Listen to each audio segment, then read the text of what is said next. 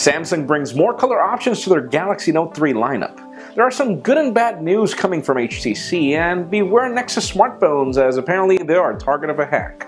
I'm Jaime Rivera, and probably one of the things I like the most about this weather is, aside from the noise, the fact that I get to give my Polo some rest. This is Pocketnow Daily.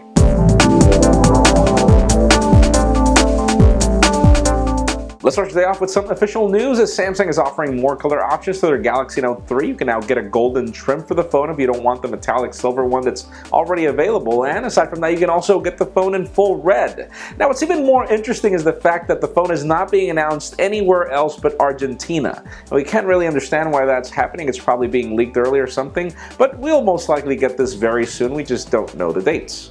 Now let's talk about HTC, as their 2014 forecast doesn't seem to be positive at all, as apparently the company is only planning to sell 14 million phones during the whole year. And just to give you an idea, Apple sells 14 million phones in a couple of weeks. So this is really odd, not really sure why HTC is expecting this. We're hoping that their next lineup is much better than the one we had this year. But anyways, aside from that, if you're interested in getting Android 4.4 on your unlocked HTC One, or also the developer edition, links down below for details.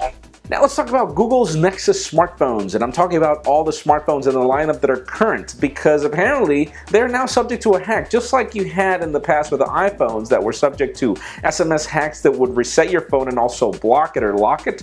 Well, now we have this problem for all Nexus devices, and we can't really understand why it's specific to these phones. Just beware. Most likely Google will be pushing an update soon to fix this or patch this, though the company hasn't really pronounced themselves about it.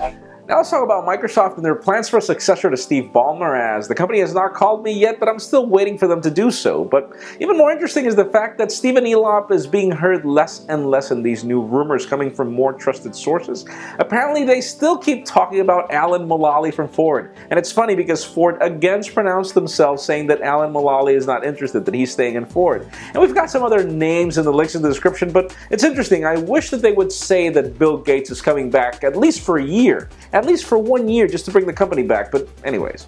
And finally, for the interesting news of the day, we get more trusted sources saying that Samsung will be ditching optical image stabilization from the camera of the Galaxy S5 and pretty much everything they'll launch in 2014. According to the source, they are more focused in making the phone thinner, and optical image stabilization will not allow that. But judging from the fact that we've got the iPhone 5S taking great low light photography without it, it kind of begs to wonder if you really need it. But that leads me to the question of the day. Is optical image stabilization in a camera a deal breaker for you? Is that something you look for when you buy a phone? In my particular case it is, but then again with the iPhone 5S I stopped thinking about it. So leave us a comment down below. What do you think? And friends, you know the drill. If you want to get the news earlier before this video was filmed, make sure you follow us on Pocketnow.com and subscribe to our YouTube channel as well. You can also follow me on Twitter, Jaime_Rivera. Please give this video a thumbs up if you like what you saw. I am Jaime Rivera. Thank you very much for watching. We will see you next week.